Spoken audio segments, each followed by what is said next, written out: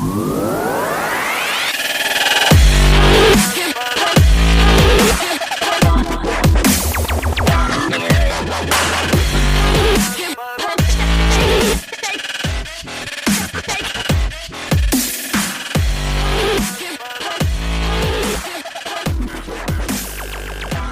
yo, Pro Wrestling Podcast listeners, welcome to the show where we don't sing it, we bring it. Help us out and click subscribe to show your support. Make sure you swing by www.tsj101sports.com, where the Pro Wrestling Podcast is the official wrestling show of TSJ Sports, but it's not just wrestling. Football, baseball, basketball, hockey, you name it, all available at tsj101sports.com. Guys, are you sick and tired of dropping $60 to $100 for the latest and greatest wrestling video game? Stop immediately. Go to Wrestler Unstoppable, available exclusively through Facebook. Create a wrestler, sign contracts, get involved in storylines, headline pay-per-views, even build your own corporation, all included in Wrestler Unstoppable, available now to all Facebook users totally free.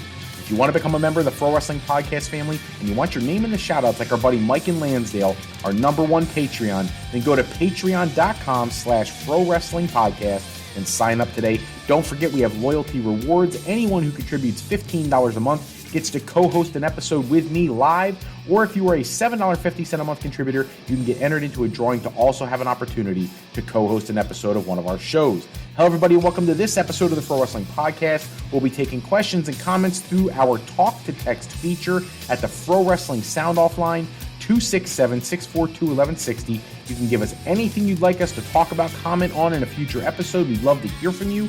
Or if you are tuning in live or you want to leave a comment for us, use the chat function in whatever streaming service you're using to get this show, and we'll be happy to get to those comments in a later episode.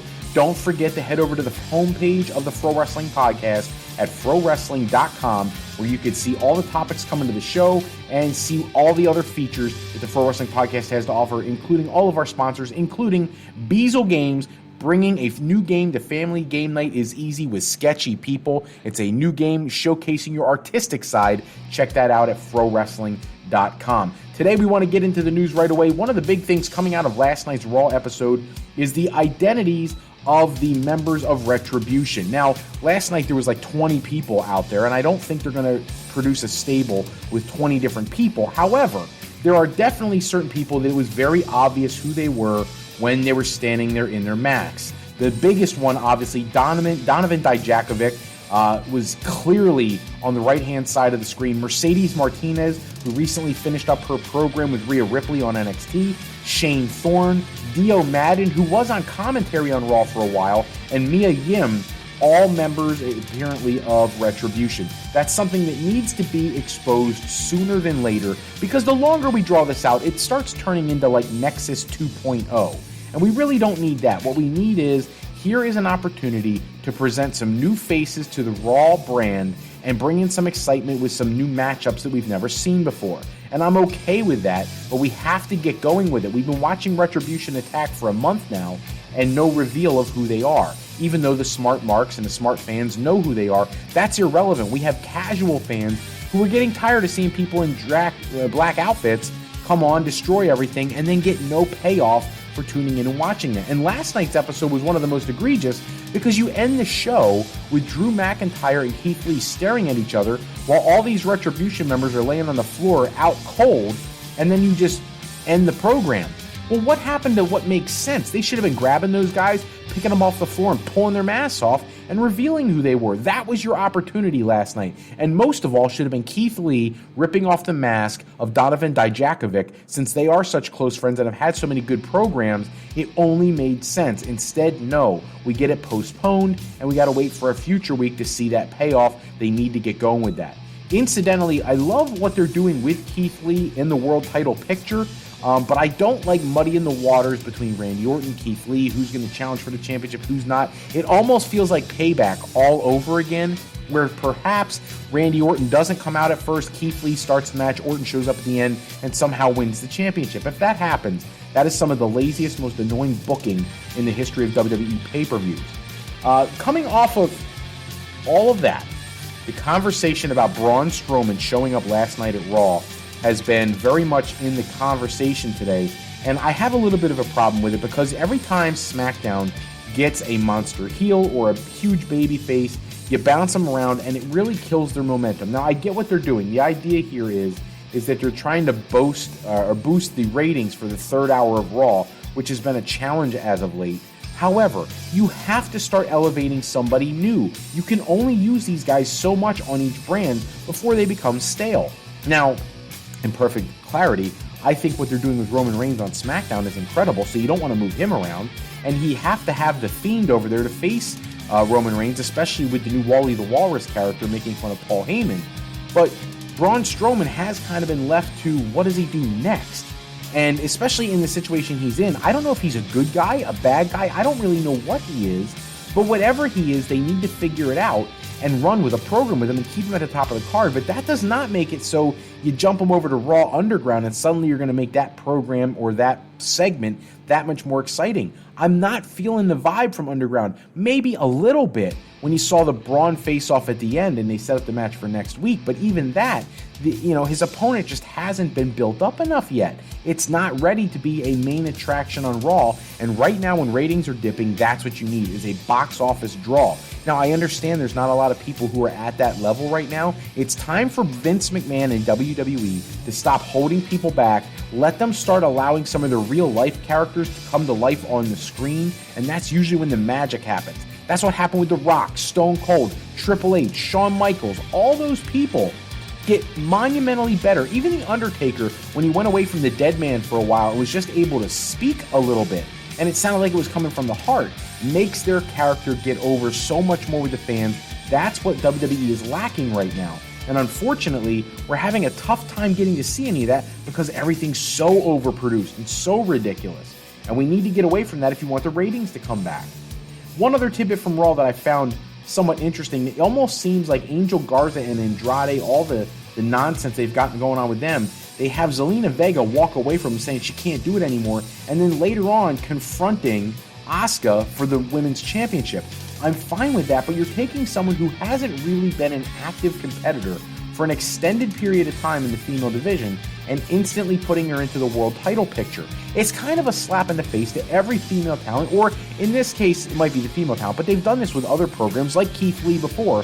All the people who've been on the Raw brand for months and months and months, and then somebody new comes in and they just grab the moment and become the number one contender. I don't like that.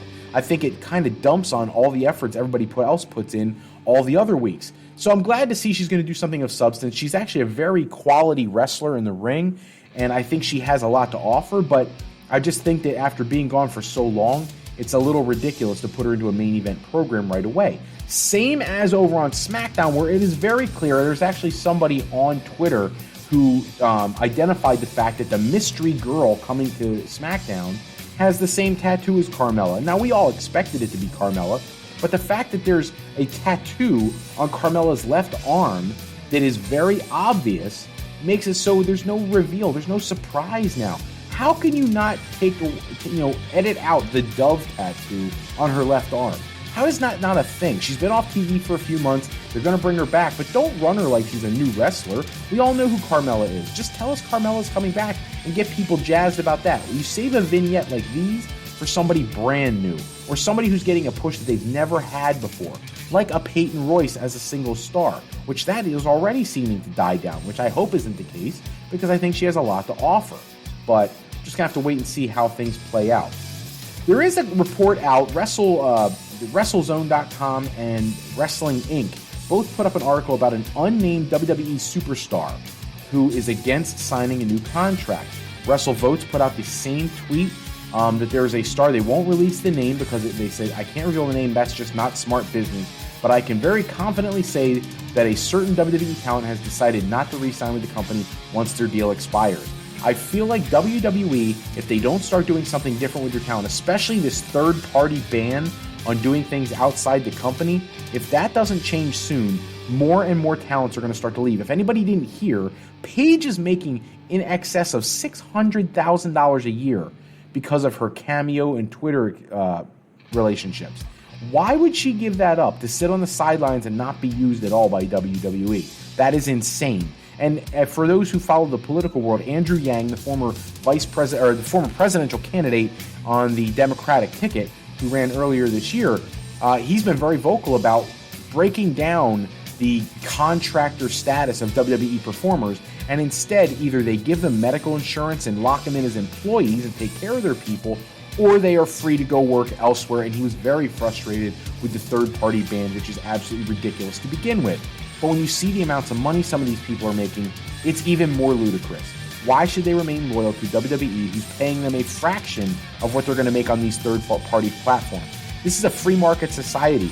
You may sign an exclusive contract to perform as quote-unquote page, but what you do in your personal time is up to you. Now, I saw on Jim Cornette's show, he was saying that he agrees with WWE because you've made this contract, and when you have, for example, he used Lana and Miro, or whatever, Rusev, as an example, saying that they're running an angle on TV where Lana is marrying Bobby Lashley, but then you're on Twitter and Instagram and Twitch and all those things, and you're hanging out with your husband in real life, Miro. Well, I get that, but if you think anybody doesn't understand kayfabe in 2020 and they know that it's a storyline, then you're a bigger fool than I thought you were. But the reality is, at this point, you cannot preclude people from making money, especially when that's all WWE ever seems to care about, is making money. Let these people make their few bucks and stop complaining. You got billion-dollar deals with TV companies, and you want to give a hard time to all the people trying to just make a few dollars on the side. Absolutely ridiculous. Rusev, Miro, whatever you want to call him, he was in the news this week talking about how incredible it is to work with Tony Khan. He's open to talk to people about creative ideas he has, something that was not as encouraged in WWE. And he made the statement that they're destroying NXT, which I'm not going to use the word destroying. They have been beating them relatively frequently and more often than not. But the other thing that came out of his interview that I found interesting was, and it was on his YouTube channel, was a conversation about people complaining about him being in stupid wedding segments. And that every wedding segment he's ever been in has been some of the highest rated segments in the business. He's not upset about doing them. So if you're upset that Miro or Rusev, whatever you want to say, was in the wedding angle with Lashley and Lana, well, it was the highest rated segment of the year for Raw. That's not something to be upset about. You brag about that. Now he's doing this thing where he's the best man, and that's going to be his new gimmick. You don't get upset about your new gimmick. You run with it. You make the most of it. And that's what he's doing. I think sometimes fans, they see their vision for the character and they don't realize that their opinion may run against what the person feels like is in the best interest of their character going forward. Last thing for today, AJ Styles talking about his relationship with Kenny Omega, and he says, I love the guy. He has a great relationship with him. He said he's always been great to me. He's an awesome dude, always a nice guy, and we have a lot in common with the video game stuff. He used to have a stream where he just sat around and played games with a buddy. He says, I forgot the name of it, but it was really cool. I loved it. I'd like to do something like that. And when asked about other things related to the previous history with the Bullet Club and potentially ever working with him and things of that nature, he was very much open to the idea and wants to make that happen sometime in the future. Now, if he's already stated in the past that this is his last in-ring competitor contract with WWE that runs till 2024, and it's obvious, I don't care what anybody says, it's very obvious AJ Styles is not as happy as he used to be in WWE, then you have to start wondering if maybe he's going to change his mind about that last contract. Is he going to be somebody who asks to get out of his contract if he's not happy with what he's doing? Let's be honest.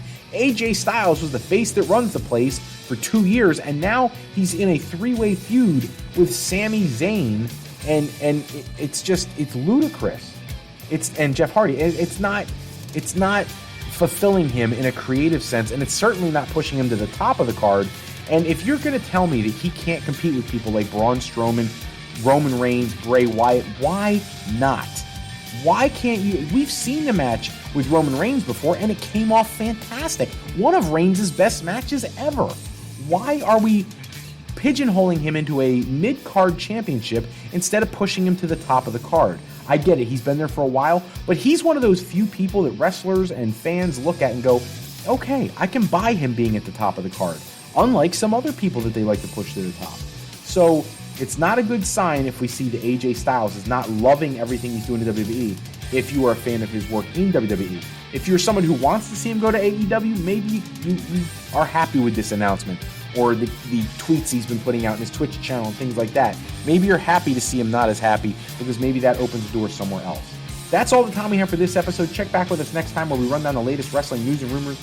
Special thanks, as always, go out to bensound.com and purpleplanet.com for producing all the music and sound we use today. Today's podcast sponsored in part by Beazle Games. Bringing a new friend to family game night is easy with sketchy people. Showcase your artistic side in this new game from Beazle Games by going to frowrestling.com and clicking the icon in the middle of the screen to pick up your copy today. And to alleyrepair.com. Contact Alley Repair today for servicing of all your classic skee-ball, pinball, and arcade game needs. If you're looking for your next career move and are considering college or university life, or maybe you just need some formal training for your next career decision, go to our sister website at frolifeplanning.com for all your higher education needs, as Fro Life Educational Planning is for today, for tomorrow, and for life with Fro Life. I'm Fred Froelich, better known as Mr. Fro. I want to thank you for taking some time with us today. And if you're looking for more wrestling news and rumors, please don't forget to check out www.tsj101sports.com for their latest articles on the world of professional wrestling. Until next time, take care, everybody. Have a great night.